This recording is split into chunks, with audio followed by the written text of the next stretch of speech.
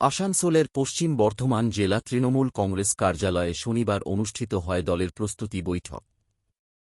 ২১ জুলাইয়ের শহীদ দিবসের কর্মসূচিকে সামনে রেখে আয়োজিত এই বৈঠকে উপস্থিত ছিলেন তৃণমূল কংগ্রেসের সর্বভারতীয় সাধারণ সম্পাদক শ্রীরামপুরের সাংসদ কল্যাণ বন্দ্যোপাধ্যায়।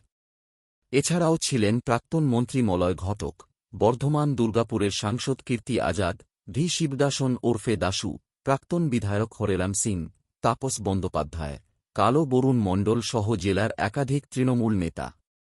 এদিনের বৈঠকে আসন্ন ২১ জুলাই কলকাতার শহীদ দিবসের সমাবেশে পশ্চিম বর্ধমান জেলা থেকে ব্যাপক সংখ্যক কর্মী সমর্থকদের অংশগ্রহণ নিশ্চিত করার বিষয়ে বিস্তারিত আলোচনা হয়। সংগঠনকে আরও শক্তিশালী করা এবং বুথস্তরে কর্মীদের সক্রিয় করার বিষয়েও নেতৃত্ব দিক নির্দেশ দেন কল্যাণ বন্দ্যোপাধ্যায় সহ অন্যান্যরা। বৈঠক শেষে সাংবাদিক বৈঠক করে কল্যাণ বন্দ্যোপাধ্যায় নানা ইস্যুতে বিজেপি ও রাজ্য সরকারের বিরুদ্ধে একাধিক অভিযোগ তোলেন। তিনি বলেন, নানা বাধা, পুলিশি চাপ ও ভয়ভীতি সত্ত্বেও কর্মীরা এদিনের বৈঠকে উপস্থিত হয়েছেন। তাঁর অভিযোগ, এদিন সকালে বিজেপি কর্মী ও সমর্থকেরা এই দলীয় কার্যালয়ে এসে বৈঠক বানচালের চেষ্টা করেছিলেন, কিন্তু আমাদের নেতাকর্মীদের ঐক্যবদ্ধ অবস্থানের ফলে তাদের সেই চেষ্টা সফল হয়নি। এর থেকে প্রমাণিত এখানে দল ঐক্যবদ্ধ রয়েছে। তিনি বলেন, পশ্চিমবঙ্গে বর্তমানে পুলিশি রাজ চলছে।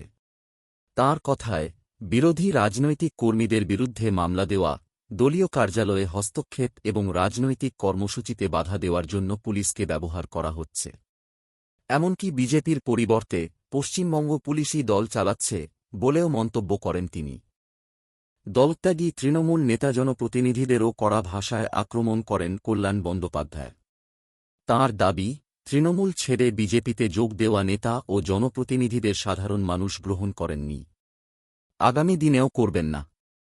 রাজ্যের মুখ্যমন্ত্রী শুভেন্দু অধিকারীকেও নিশানা করে তিনি বিজেপির বিরুদ্ধে একাধিক রাজনৈতিক অভিযোগ তোলেন। অনুব্রত মণ্ডল, ববি হাকিমের মতো দলের নেতা ও প্রাক্তন মন্ত্রীর ঋতব্রত শিবিরে যাওয়ায় কল্যাণ বন্দ্যোপাধ্যায় কটাক্ষ করেছেন। একই সাথে তিনি দল ও রাজ্যসভার সাংসদ পদ ছেড়ে প্রকাশজিৎ বড়াইকের বিজেপিতে যোগদান করা নিয়ে এদিন কল্যাণ বন্দ্যোপাধ্যায় আক্রমণ করেন বিজেপির রাজ্য সভাপতি শ্রমিক ভট্টাচার্যকে। তিনি বলেন, প্রকাশকে ওই দলের এক মন্ত্রী বালি চোর বলেছিল। একই সঙ্গে তিনি দাবি করেন, দেশে বিজেপির বিরুদ্ধে জনমত তৈরি হচ্ছে এবং আগামী দিনে দেশের রাজনৈতিক পরিস্থিতিতে বড় পরিবর্তন আসবে।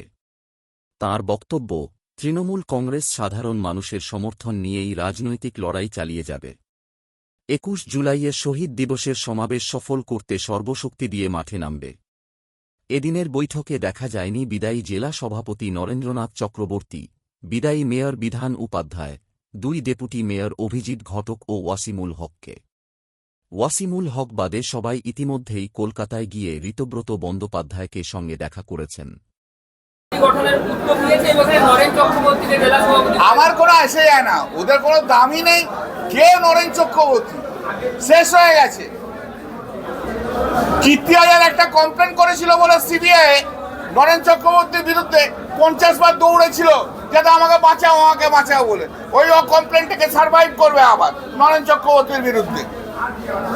ভারতীয় জনতা পার্টি আপনাদের বলেছিল যে তারা কোনো তৃণমূলকে নেবে না, কিন্তু তিনজনকে আপনারা দেখলেন যে আপনাদের পার্টি থেকে মুশকিল হচ্ছে কি জানো তো, শ্রমিক ভট্টাচার্যকে উঠতে হচ্ছে, বসতে হচ্ছে, কানটা ধরছে না কিন্তু উঠবোস করতে হচ্ছে।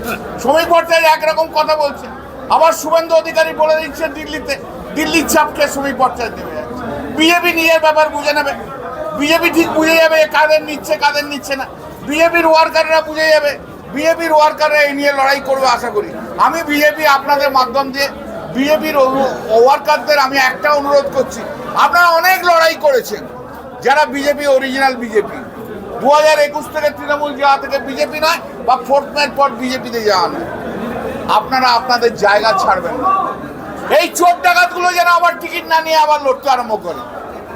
যারা তৃণমূল থেকে চলে গেছে তাদেরই যদি জায়গা দেন, তাহলে আপনারা লড়বেন কোথায়? আপনাদের এতদিনের পরিশ্রম সব বিফল হয়ে যাবে। 13 तारीख को गुंडा दमन बिल जो है वो गुंडा दमन बिल पास किया तो हम क्या करेगा?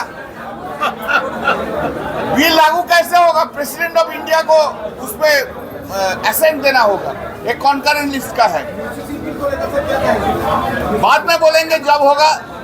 अभिषेक बनर्जी की ऑडियो की जांच होगी हाईकोर्ट में। वो छोड़िए, वो उसके लिए हम इधर आया नहीं आए। 21 জুলাই নিয়ে কি বললাম তো কতবার বললাম 21 জুলাই সবাই যাবে, একদম তৃণমূলের সব যাবে আসানসোল সাব ডিভিশন থেকে, দেখিয়ে দেবে কত লোক যেতে পারে।